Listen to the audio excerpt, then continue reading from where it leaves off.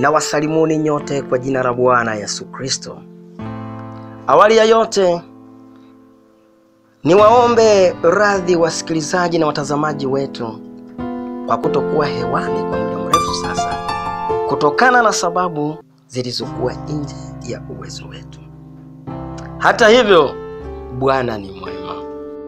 Kwa neema ya Mungu tumerejea tena. Nitumie muda huu kukukaribisha sana hapa RHM Channel, na hususan katika kipindi hiki cha leo. Lakini si kusikiliza tu, itagusa sehemu fulani ya maisha yako na kukuleta karibu na Kristo aliye Bwana na Mwokozi wetu, na kuwa miongoni mwa wale wateule walioandaliwa na Mungu. Hebu Bwana akubariki sana.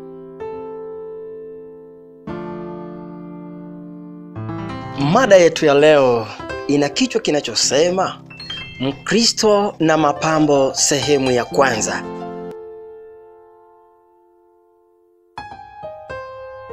Msikilizaji wangu, kuna mvutano mkubwa sana miongoni mwa Wakristo na miongoni mwa watu wanaosoma maandiko, yani Biblia, kuhusu mapambo na kujipamba.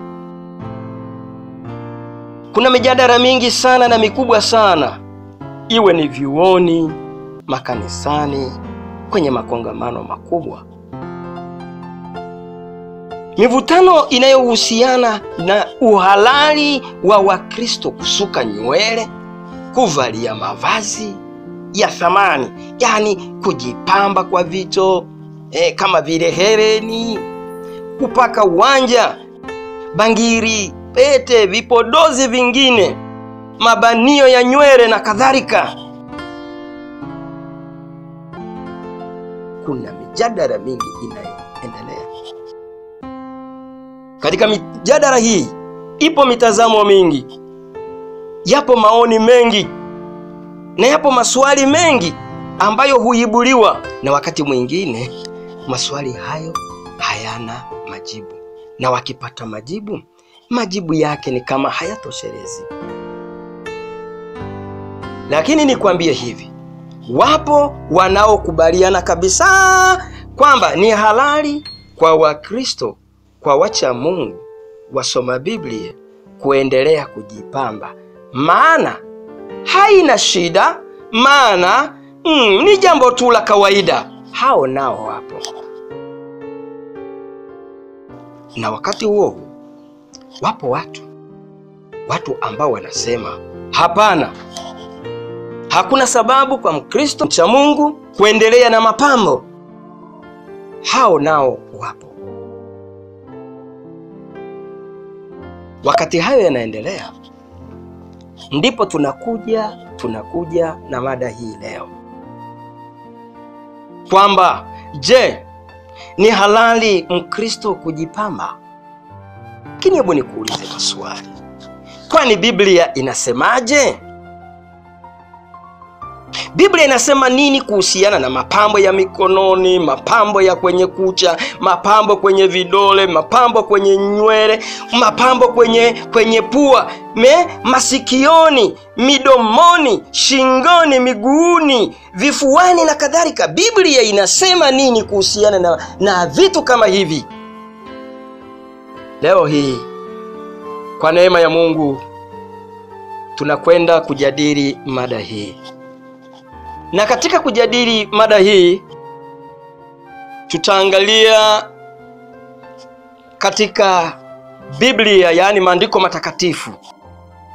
Tulipokuwa tunajifunza Biblia nilikwambia Biblia, ndani ya Biblia, maandiko matakatifu, ndimo yalimo majibu ya uhakika. Inje na falsafa, inje na itikadi za watu, inje na sayansi, in the Bible, yes, the Bible alone, ndimo tunamoweza kupata majibu yenye utoshelevu. Maana Biblia ni neno la Mungu. Tulijifunza kitu cha namna hiyo. Tunapokwenda katika hoja hii, tunakwenda kuangalia katika kitabu cha kwanza, ni Timotheo ya kwanza sura ya 2 fungu la 9 na fungu la 10. Hiki ni kitabu chetu cha kwanza tutakachokitumia ujumbe wake katika mjadala. Neno la Mungu linasema, naomba kunukuu: vivyo hivyo wanawake na wajipambe kwa mavazi ya kujisitiri, pamoja na adabu nzuri na moyo wa kiasi, si kwa kusuka nywele wala kwa dhahabu na lulu wala kwa nguo za thamani, bali kwa matendo mema, kama iwapasavyo wanawake wanaoukiri uchaji wa Mungu. Mwisho wa kunukuu.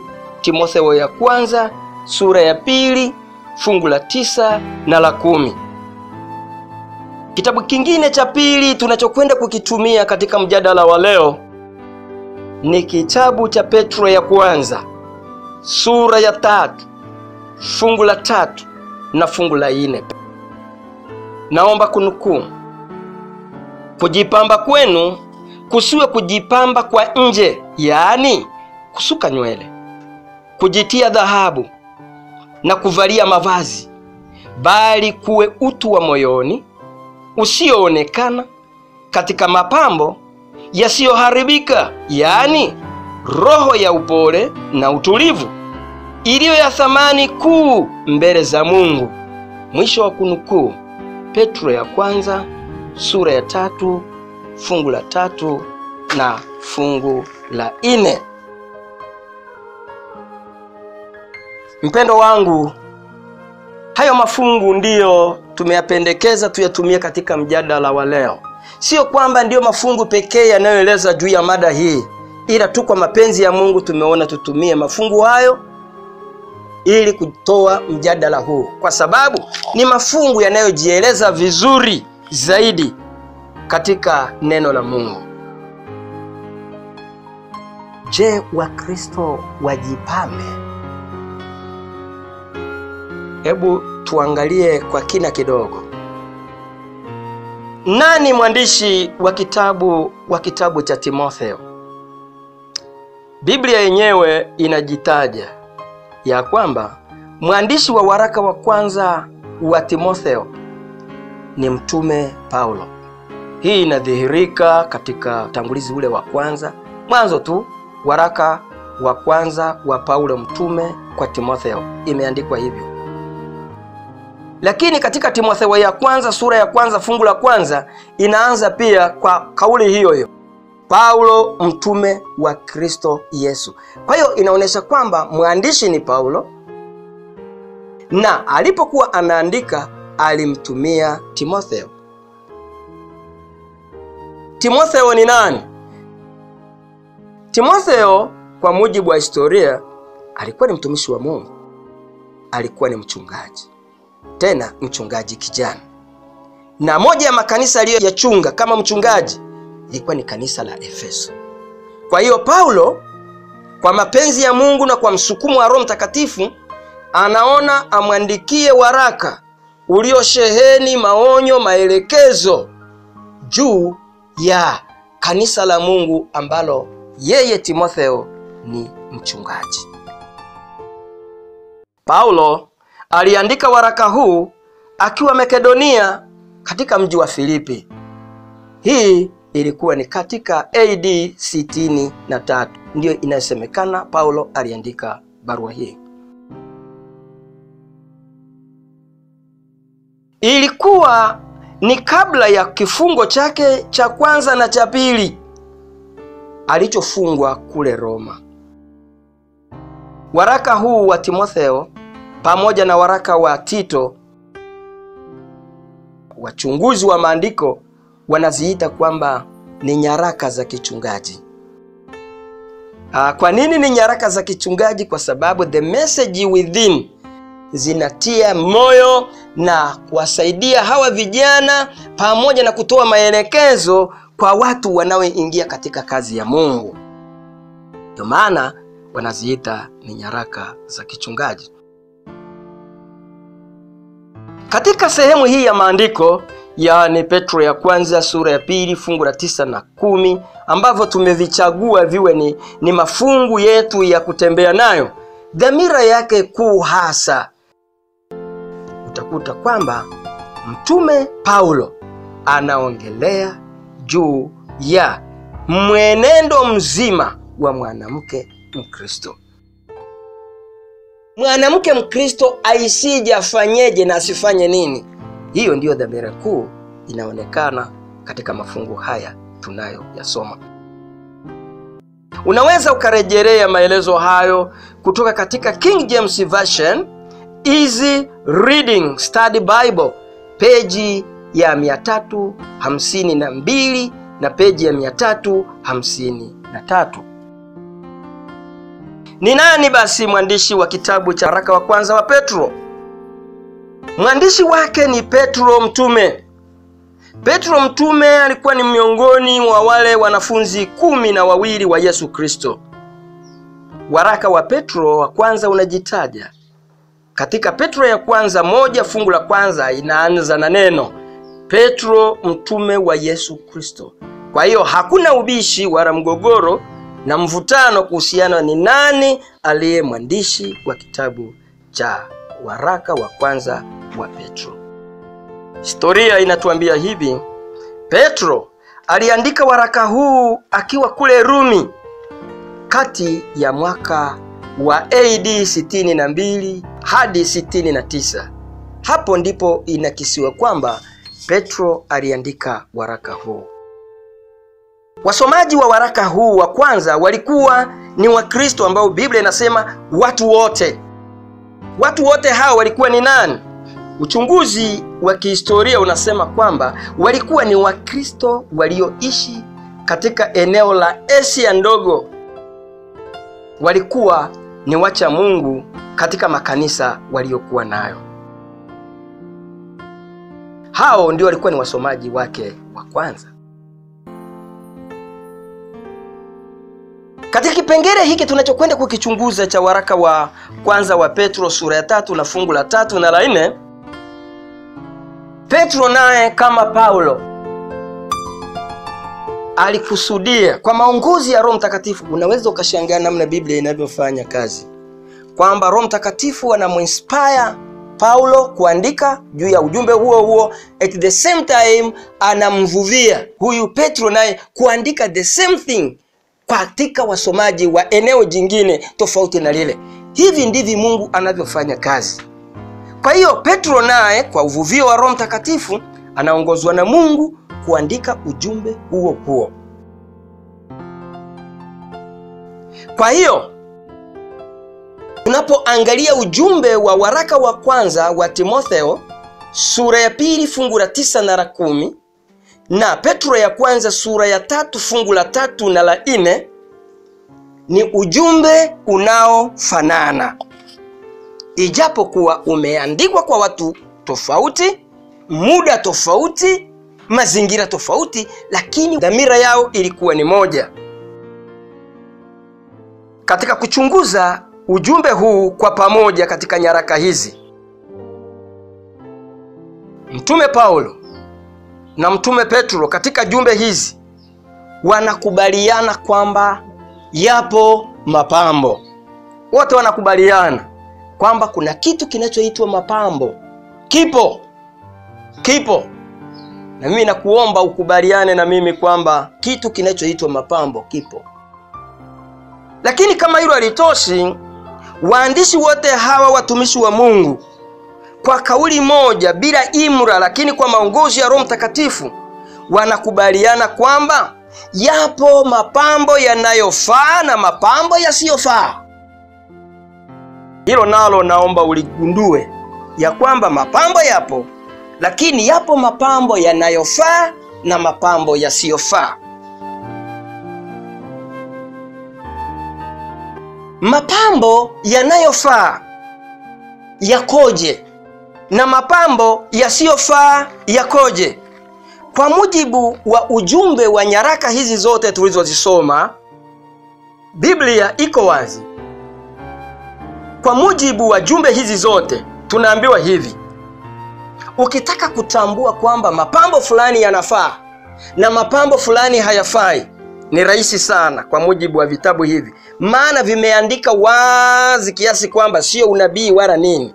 Wanasema wote kwa pamoja, mapambo yanayofaa ni yale ya ndani, yani ya moyo, ndani ya moyo wa mwanadamu. Tena ni mapambo yasiyoonekana. Alafu ni mapambo yanayodumu. Sifa za mapambo yanayofaa ni ya ndani. Sifa nyingine yasiyoonekana. Sifa nyingine yanayodumu. Wote wanakubaliana kwa kauli hizo. Na mfano wa mapambo haya unatajwa na waandishi wote wawili.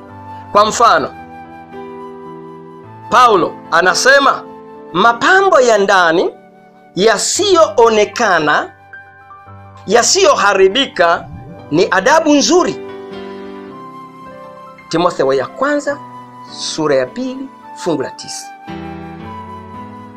Anasema pia mapambo ya ndani yasiyoonekana, yale yanayofaa ni moyo wa kiasi. Ni Timotheo ya kwanza 2 fungu la 9. Anasema pia ni matendo mema. Timotheo ya kwanza sura ya 2 fungu la 10. Kadhalika Petro naye anaunga mkono kwamba kwa habari ya mapambo yanayofaa ni utu wa moyoni, utu usioonekana. Hii ni katika Petro ya kwanza 3 fungu la 4. Na anaendelea kusema mapambo yanayofaa, mapambo ya ndani yasiyoonekana, yanayodumu, yanajumuisha pia roho ya upole, roho ya utulivu. Hii ni Petro ya kwanza sura ya 3 na fungu la 4. Kadhalika Mtume Petro anasema mapambo yanayofaa, mapambo yasiyoonekana, mapambo yasiyoharibika hujumuisha tabia njema. Na kwa msisitizo anasema tabia njema ni vazi la thamani kuu mbele za Mungu. Haleluya! Yaani vazi zuri la mtu wa Mungu, mcha Mungu, pambo zuri kwa mcha Mungu ni tabia njema. Hii ni katika Petro ya kwanza sura ya 3 na fungu la 4. Vile vile waandishi hawa wote wawili kwa kauli moja wanakubaliana katika uandishi huu kwamba yapo mapambo yasiyofaa. Na mapambo yasiyofaa ni mapambo ya nje, ni mapambo yanayoonekana, ni mapambo yanayoharibika. Mfano wake kusuka nywele katika Timotheo ya kwanza sura ya 2 fungu la 9. Kusuka nywele ni pambo, ni pambo lisilofaa, linaharibika, ni la nje, halidumu. Kuvaa vito, yaani lulu, dhahabu, kama inavyotajwa katika Timotheo ya kwanza sura ya 2 fungu la 9. Hili ni moja ya mavazi yasiyofaa, mapambo yasiyofaa, kwa sababu uvaaji wa vitu hivi ni wa nje, na mapambo haya yanaharibika, na mapambo hayo yanaonekana. Kwa hiyo hayafai kwa mcha Mungu Mkristo kuyazingatia na kuyaweka maanani. Petro mtume pia anaunga hoja hiyo katika Petro ya kwanza sura ya 3 fungu la 3 kwamba kuvaa vito hakufai. Na neno hili linapotumika, ndugu zangu, vito inajumuisha mapambo yote ya madini yote, ya plastiki, ya nguo, ya vitu. Cha msingi tu ni mapambo yanayoonekana kwa nje, kwamba yanavaliwa kwenye miguu, yanavaliwa mkononi, yanavaliwa kichwani, yanavaliwa shingoni na kadhalika. Lakini kitu kingine kisichofaa anasema ni kuvalia mavazi au nguo za gharama kubwa. Kama mtindo, imetoka gauni, limetoka fasheni, limetoka hivi, kujipamba kwa mavazi ya nje ya gharama kubwa, anasema hakufai kwa Mkristo. Sio mapambo ya namna hiyo. Kwa hiyo Hakufai kwa sababu ni mapambo ya nje. Havifai kwa sababu vinaonekana. Havifai kwa sababu vinaharibika, hayadumu, ni ya muda tu. Tukipunguza maneno, ndugu zangu wacha Mungu, kwamba waandishi hawa, yaani Paulo pamoja na mtume Petro, katika mafungu haya wanakubaliana kabisa kwamba Biblia inapinga vikali mapambo ya nje, mapambo yanayoonekana, mapambo yanayoharibika. Na kwa pamoja wanakubaliana kwa neno la Mungu ya kwamba Biblia inaunga mkono mapambo ya ndani ya moyo, mapambo yasiyoharibika, mapambo ya dumuyo milele, yani adabu nzuri, moyo wa kiasi, matendo mema, tabia njema, roho ya upole, roho ya utulivu. Vitu kama hivyo ndivyo vitu ambavyo vinahimizwa na Biblia. Kwa hiyo nje na hapo hakuna. Biblia kwa kauli moja inahitimisha. Kwa hiyo Biblia inatambua, inafahamu kwamba yapo mapambo yanayofaa na mapambo yasiyofaa. Mapambo yanayofaa, yanayo tabia zake, ni za kudumu, haziharibiki, ni ya ndani. Mapambo ya nje hayafai kwa sababu ni ya nje, yanaonekana na hutoweka na kuharibika. Na ukiwapo mtindo wowote, yakiwapo mapambo yoyote yanayofanana na vitu hivyo, kwa kauli moja Biblia inakataa vitu vya namna hiyo.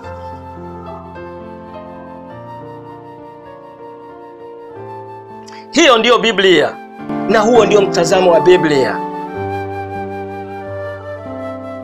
Hebu kidogo sasa nikupitishe katika kauli za roho ya unabii.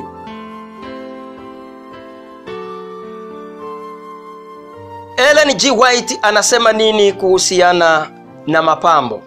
Naomba kunukuu. Kipengele cha kwanza, tuangalie mavazi. Kuvaa kawaida, kuepuka kujionesha kwa vito na mapambo ya kila aina, kuna kubaliana na imani yetu. Yaani kuepuka kujionesha, kuepuka mapambo, kuna kubaliana na imani yetu. Hii ina maana kwamba sio moto mgeni.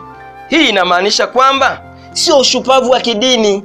Kuna lugha siku hizi watu wanapoamua kusimamia ukweli ili waweze kuwazima haraka na wasiendelee kwa kazi ya Mungu, wanabandikwa majina: mshupavu, msimamo mkali, wanaitwa kwa majina hayo.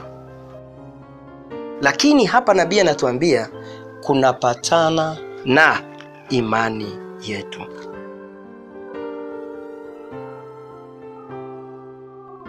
Anaendelea kusema, mavazi yetu yawe bora, yenye rangi za kupendeza na yanayofaa kwa utumishi.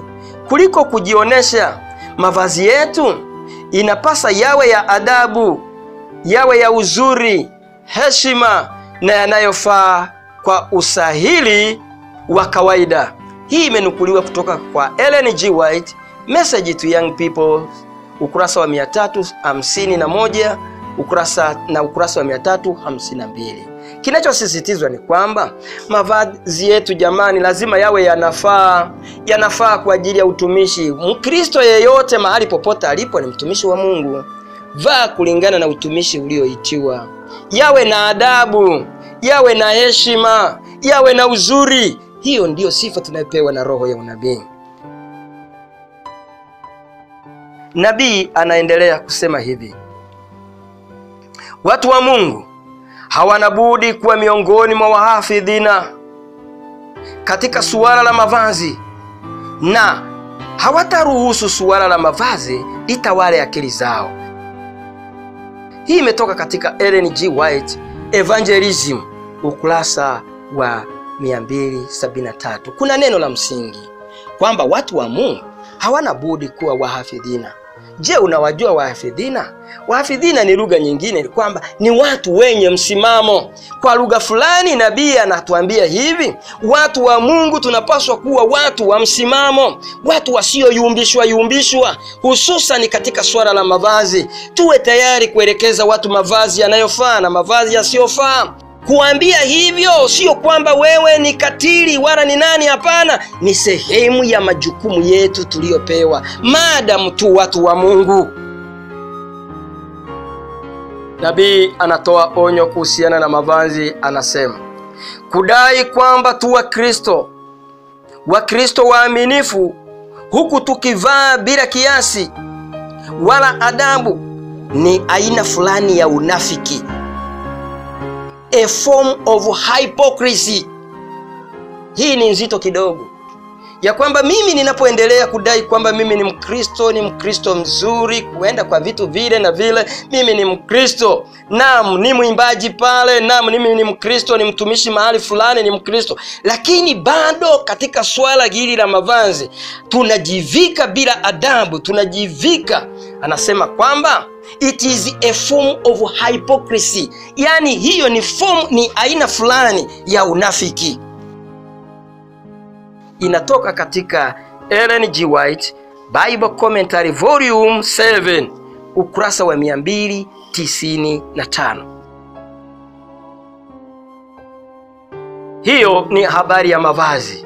Je, vipi kuhusiana na kuvalia vito au kujitia dhahabu, yani mapambo kama vile bangili, hereni, mikufu, pete, shanga na kadhalika? Vitu hivi roho ya unabii inasemaje? Karibu katika vipindi vinavyokuja.